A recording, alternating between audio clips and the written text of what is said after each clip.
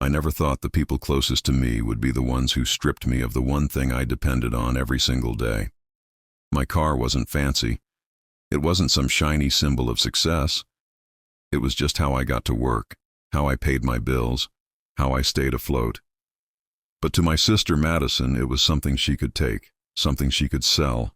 The morning I walked outside and saw the empty parking spot, I remember feeling this strange mix of confusion and dread. I thought maybe it was towed, or maybe I parked it somewhere else. But the truth? The truth was uglier than I could have imagined. And if you've ever been betrayed by the people you trusted most, you'll understand what came next.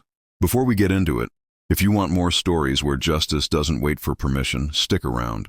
What happens in the next few minutes? It still shocks me when I think about it. My name is Eric, and until a few months ago, I thought my family saw me as the reliable one.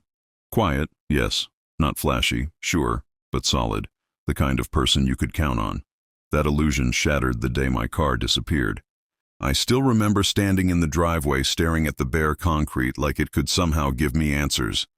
I walked circles, checked the street twice, even asked a neighbor if they'd seen anything. Nothing. Just an empty space where my livelihood used to be. I called my sister Madison because she lived closest. She answered on the second ring, cheerful, breathless, like she'd been running around getting ready for her big day. "Hey, Eric, what's up?" "My car," I said. "It's gone." There was a pause, not a shocked pause, not a concerned pause, just hesitation. "Oh," she finally said. "Right. I should probably tell you about that." My stomach dropped. "Tell me what?" She cleared her throat. "Look, you weren't using it that much, and the wedding got really expensive, so we sold it. But don't freak out. It went to a good buyer." I don't know what hit me harder, the casual tone or the word "we," like it was some family decision I supposedly agreed to. "You sold my car?" I asked, my voice cracking. "Madison, that was mine. I need it for work." "You can find another way," she said. "Besides, the wedding is in 3 weeks. This is a once-in-a-lifetime thing." I felt something inside me snap. Not anger, not yet. Just this cold, quiet disbelief. "You didn't even tell me." "We were going to," she said, as if that made it better. "But you always get dramatic about stuff, and this is important to me." I hung up before I said something I couldn't take back. When I told my parents, they didn't even blink. My mom sighed and said, "Eric, don't make this about you. Your sister is under so much stress. Just be supportive." My dad muttered something about family sacrifices, as if losing my only transportation was some noble gesture for the greater good. That night I sat alone in my apartment, scrolling through my messages, looking for even one person, just one, who understood how insane this was. Instead, all I saw were texts from family telling me to calm down, to focus on the wedding, to stop making trouble. I felt like I was losing my mind. How did stealing my property become something I was expected to smile about?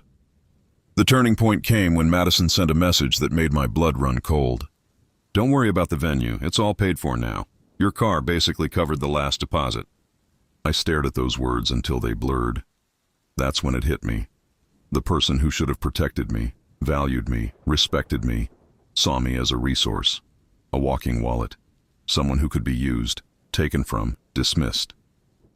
I didn't respond, not to her, not to anyone. But later that week I drove past the wedding venue. Well, took the bus past it, and something made me stop and walk inside. I just wanted to see where my stolen money was going. I expected beauty, luxury, some dream wedding environment. What I didn't expect was the binder on the front counter. The booking binder. Open to my sister's date, and right there, printed in bold text, was a sentence that would change everything. "Reservation is subject to cancellation by ownership without notice in the event of a change in management." I read it 3 times. Then I asked the receptionist a simple question. "Is this place for sale?" When she said yes, I felt the first spark of something I hadn't felt in weeks. Control. And that was the moment everything shifted. If you're still with me, trust me, what happened next isn't just revenge, it's reclamation, and it changed my entire life. Something woke up in me that day at the venue. Not anger exactly. Anger burns too hot, too fast. This was something colder, steadier, a kind of clarity I hadn't felt in years, maybe ever. I walked out of that building knowing two things. One, my family had no problem taking from me, and two, they weren't ready for what I could take back. The receptionist had been surprisingly open. Maybe she just assumed I was another groom or a curious planner. Maybe she didn't care. But when I asked, "Is this place for sale?" she didn't hesitate. "Actually, yes," she said. Quietly, though. "The owners are looking to retire, but they want a fast buyer." A fast buyer. I went home with those two words echoing in my head. I sat on my couch, the one leg still uneven, rocking slightly every time I shifted my weight. My apartment wasn't glamorous, my life wasn't glamorous, but it was steady, and I'd been careful, painfully careful with my money. 4 years of overtime shifts, no vacations, modest everything. And earlier that year, I'd cashed out a company stock award I'd forgotten about, a safety net, just in case. Turns out, just in case had arrived. That night, I opened my banking app and stared at the numbers. I wasn't rich, not by any stretch, but I had enough to make a move, enough to make a statement, enough to change the ending of this story. The next morning, I called the number the receptionist gave me. A man named Harris answered, one of the venue owners. His voice was tired, the weary kind that hinted he'd been in business far too long. "Are you seriously interested?" he asked after I introduced myself. "Yes," I said, "very." We met the next afternoon. Walking through the venue with him felt surreal. The polished floors, the chandeliers, the archway Madison wanted for her vows. Every corner of the place was a reminder of what had been taken from me. But instead of bitterness, I felt something else. Focus. Harris didn't sugarcoat anything. The business was profitable, but the upkeep wore on him and his wife. They wanted out before the new year. They wanted someone who could close quickly and keep the place running. "It's not cheap," he said, looking at me like he expected me to walk out the door. "I know," I replied, "but I'm prepared." We sat down in his office, and he slid a folder toward me. When he mentioned the asking price, my pulse didn't spike. It didn't drop. It just settled. It wasn't impossible. Tight, yes. Risky, definitely. But impossible? No. I didn't blink. "I'd like to make an offer." For the first time, he leaned back with interest. "All right, let's hear it." I gave him my number. It wasn't his ideal price, but it was fair. More importantly, it was fast. His expression shifted as he calculated timelines, fees, how quickly I could sign. "Can you prove funds?" he asked. "Yes," I said, and pushed a printed statement across the desk. His eyebrows lifted. "Well," he murmured, "this might actually work." The meeting stretched 2 hours. We discussed logistics, licensing, transition timelines, staff scheduling, insurance, weddings booked through the next 12 months, including Madison's. My sister's name sat on a whiteboard in the hallway like it was a permanent fixture. I stared at it longer than necessary. When the paperwork was ready for preliminary signing, Harris gave me a long look. "Most buyers talk big but back out when they see the numbers," he said. "You didn't flinch." "I've learned not to," I replied. That night, after everything was in motion, my mom texted me a photo from some cake tasting. Madison was grinning ear to ear. My mom captioned it, "She's so happy. Try to let the car thing go, okay? Family comes first." I stared at that message for a long time. Let it go. Family comes first. They said it like I wasn't family, like what they did wasn't theft, like my feelings were somehow optional. I didn't reply. Instead, I emailed my lawyer. As the days passed, the sale accelerated, faster than I expected. Harris was relieved to have someone decisive. I was relieved to finally feel like I had a say in something. Every signature felt like I was taking back pieces of myself. By the end of the 4th day, all that remained was the final deposit transfer and ownership documents. That night I walked past the venue again, not on a bus this time, but on foot, pacing, thinking, feeling the weight of what was about to happen. Through the windows, the chandeliers glowed softly, like the place was waiting for me. The next morning, I sent the transfer. 5 hours later, I got the call. "Congratulations," Harris said. "As of today, the venue is officially yours." I didn't smile. Not yet. Victory didn't feel like fireworks or triumph. It felt like balance.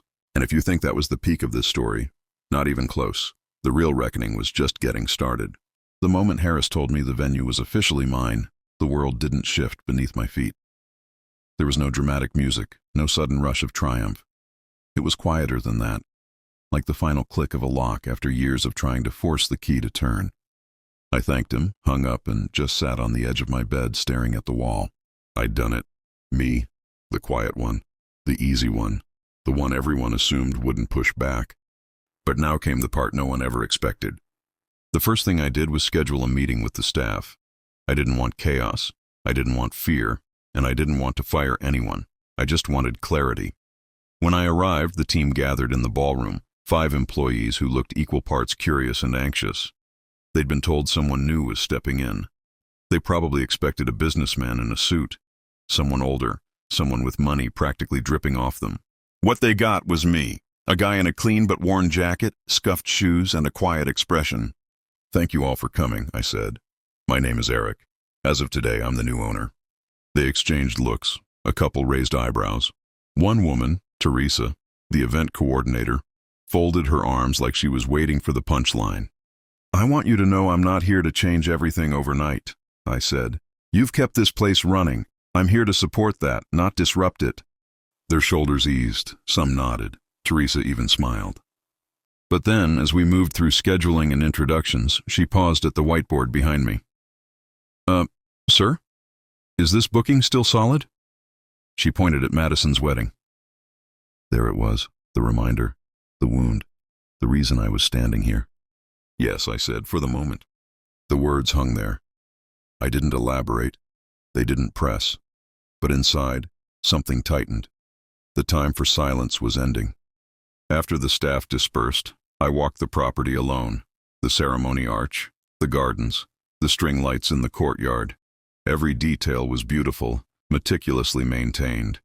Exactly the kind of place someone would sacrifice anything to book, even someone else's car. I ended up back in the office, scrolling through financial records, upcoming events, contracts. The place was profitable but operating on thin margins. Harris hadn't exaggerated. If I wanted this business to stay afloat, I'd have to actually run it, not just own it out of spite. I sat back, rubbed my forehead, and breathed out. This wasn't just revenge anymore. It had become something else. A chance, a shift. A line drawn between who I was and who I was allowed to be. I was reviewing one of the vendor contracts when my phone buzzed. A text from my dad. "Can you swing by the house tonight? We want to talk." Talk. That was usually code for lecture. I debated ignoring it, but part of me wanted them to say it to my face. The dismissiveness, the gaslighting, the way they always made me feel like I was unreasonable for expecting basic respect. So I went. When I walked into the living room, they were already seated, my mom on the couch, my dad in his recliner. They both looked tired, but not in the way I was. Their exhaustion was the kind that appears when an inconvenience disrupts their comfort. My mom spoke first. "Eric, honey, we've been thinking. You've been very distant." "I've been busy," I said. "With what?" my dad asked. "Because right now it feels like you're holding a grudge over something small." "Small?" I almost laughed. "You think losing my only car is small?" Mom waved her hand. "It's not ideal, but Madison needed help. Family helps each other." "No," I said. "Family communicates. Family respects boundaries. Family doesn't steal." Mom flinched at the word. Dad frowned. "That's a harsh way to put it." "How would you put it?" I asked. Silence, just as I expected. I took a breath. "Madison sold something that belonged to me. You didn't object. You didn't defend me.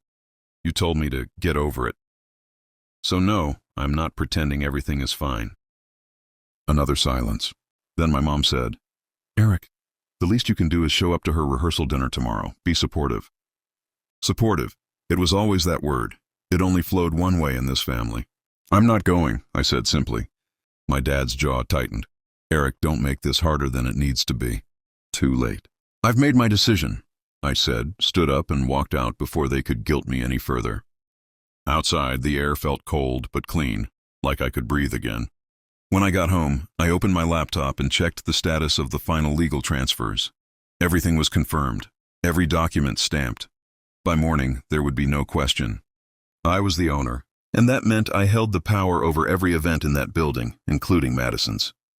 But before I made any decisions, I needed to see the venue as more than revenge. I needed to understand it like a business, a future, something I could grow, not just weaponize. So I spent the next 2 days shadowing the staff, watching how they set up tables, how they flipped a room between events, how the kitchen prepped for dinners. I studied their workflow, their challenges, their strengths. They didn't treat me like a joke. They treated me like someone who cared. I found myself wanting the place to succeed far beyond my personal history. But the reality of the booking binder kept staring at me. Madison's wedding was locked in, paid in full, guaranteed, unless management changed. And management had changed. I didn't act immediately. I wanted the decision to be calm, not reactive. I wanted to look at myself later and know I didn't act out of pure rage.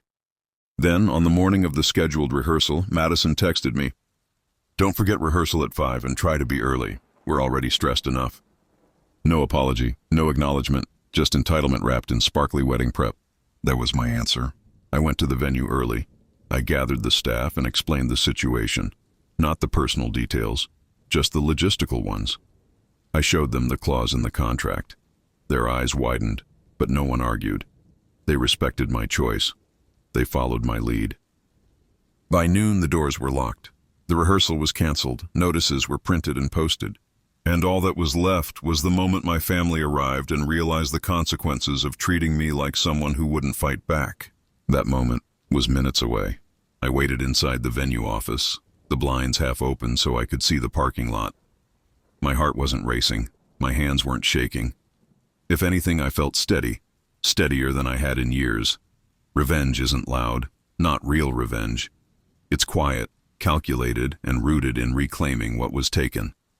At 4:52 p.m., the first car rolled in, my dad's SUV. I watched him get out, straighten his jacket, and look around at the locked doors with mild confusion. He tugged on the handle, knocked twice, then frowned like the building itself was disrespecting him. A minute later, my mom stepped out, holding a garment bag and scanning the windows for movement. I stayed still. At 4:58, Madison's car pulled in so fast she nearly clipped the curb. She was already dressed for rehearsal. White lace, hair done, makeup perfect. She looked like she was walking into a dream, not knowing it was about to collapse. When she reached the door and saw the locked sign, her expression slid from annoyance to disbelief. She tried the handle, tried again, then turned to my parents with wide eyes, shaking her head like the door must have malfunctioned. It was almost 5 minutes of confusion before my phone buzzed. "Madison, Eric, the venue is locked. Can you call someone?" Another text followed immediately. "Are you here? Where are you?" I didn't reply. Instead, I stepped out from the office and walked slowly toward them, the click of my shoes echoing through the empty hall. Madison saw me first. "Eric, thank God. Something's wrong. They've locked everything. We need help." My dad crossed his arms. "Do you know what's going on?" For a moment, I just looked at them. Really looked. At the people who dismissed me, minimized me, took from me without blinking. At the sister who sold my lifeline like it was spare jewelry. Then I said, "Nothing's wrong. The venue is closed." Madison blinked. "Closed? No, it can't be. We have a reservation. We paid. You saw the binder." "I did," I said, "and I also saw the management clause." Her eyebrows drew together. She glanced back at the sign on the door like it might rewrite itself. "What clause?" I pulled a folded document from my jacket, the updated policy bearing my signature. She snatched it from my hand, scanned it, and then froze on the part that mattered. "Reservation subject to cancellation in the event of change in ownership." Her mouth hung open. "Ownership? Change in—" Her eyes snapped up to mine. "Eric, what is this?" My parents stepped closer. "Eric," my dad said, voice hardening, "what exactly are you implying?" I didn't raise my voice. I didn't have to. "I bought the venue." Silence, sharp and immediate. Madison's jaw trembled. "You bought it? No. No, you're lying. You can't afford something like this." My mom shook her head in disbelief. "Eric, this isn't funny."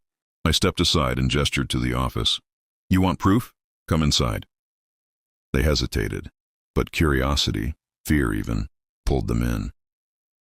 I led them to the owner's office where the signed contract sat neatly on the desk. Madison picked it up with trembling fingers, reading each line like she was searching for a trick.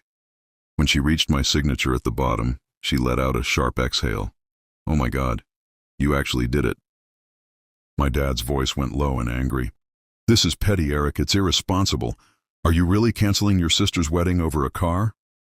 I turned to him. "You mean the car she stole?" My mom stepped forward. "Eric, please. She's your sister. This is her wedding day." "And that," I said, "was my vehicle, my only means to get to work, my independence. Did anyone care about that?" They didn't answer. Madison's eyes filled with tears, but not the kind that come from guilt. These were the tears of someone whose entitlement had finally hit a wall. "You're ruining everything," she whispered. "Do you know how much we've planned? How much we've paid? How much stress I've been under?" I felt something inside me settle. "And yet you had no problem adding to mine."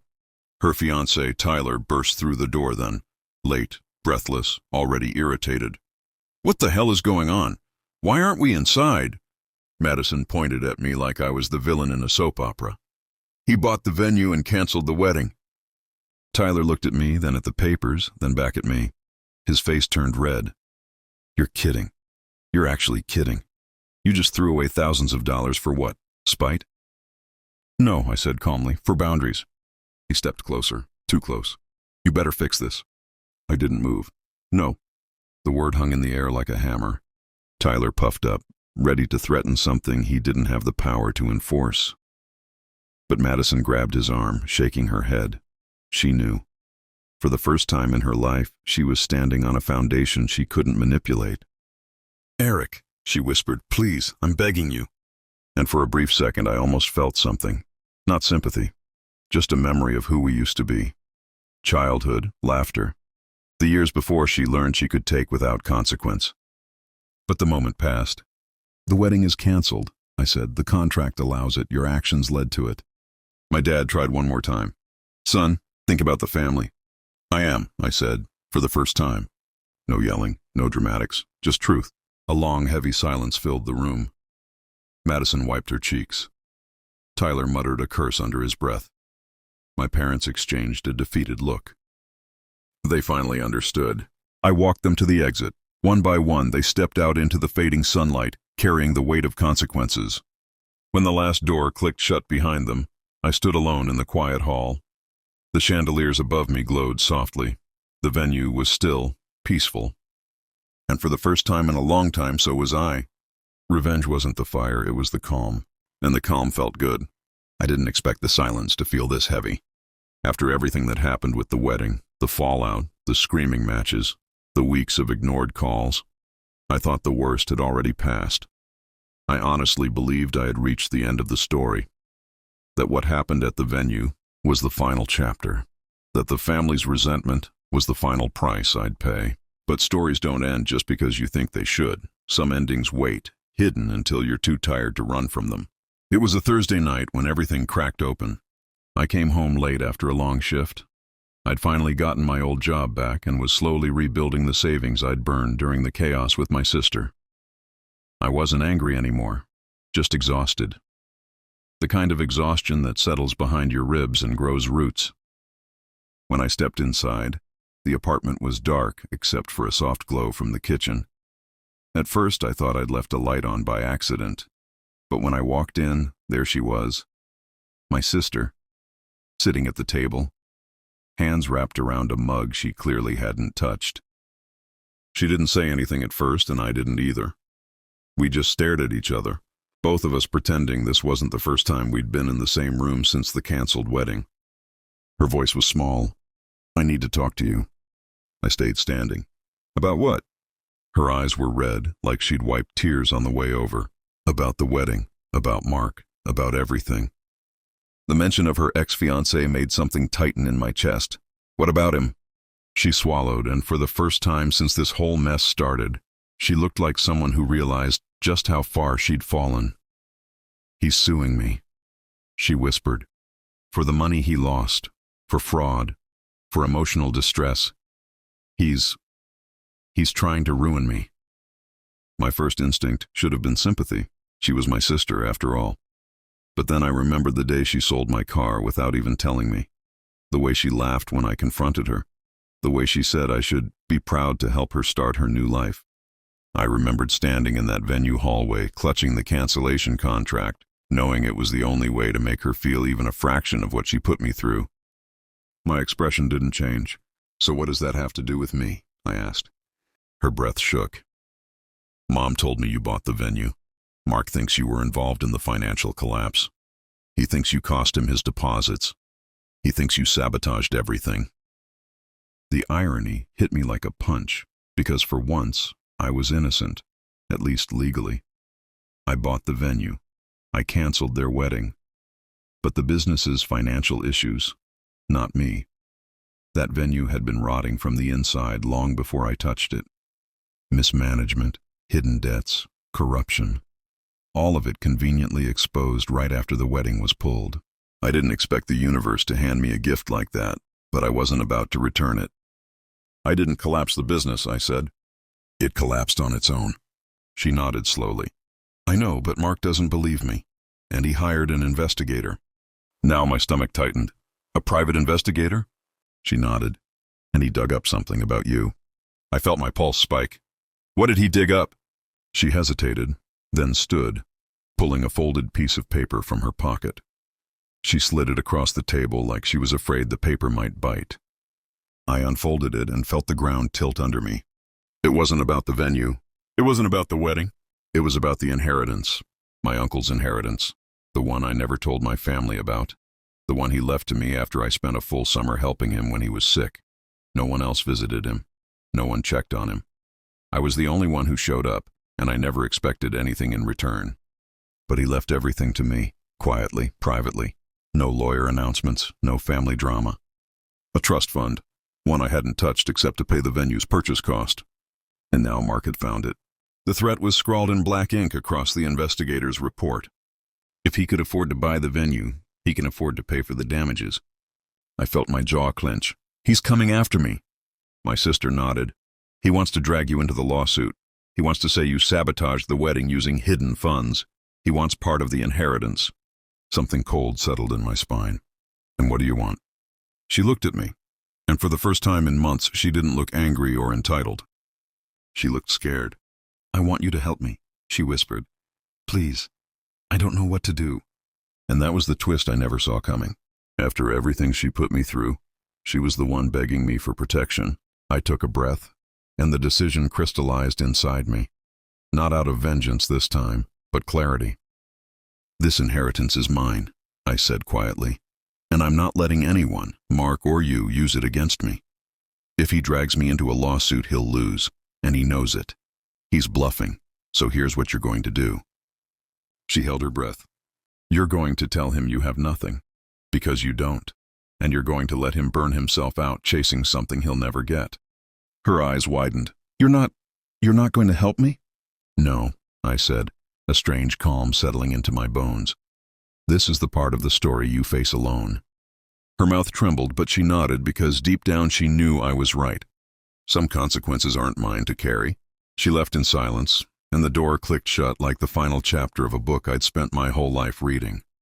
And for the first time since this all began, I felt the ending settle. Dark, quiet, and undeniably satisfying. If you've ever had someone betray you and think they'd never face the fallout, trust me. The universe keeps better score than we do.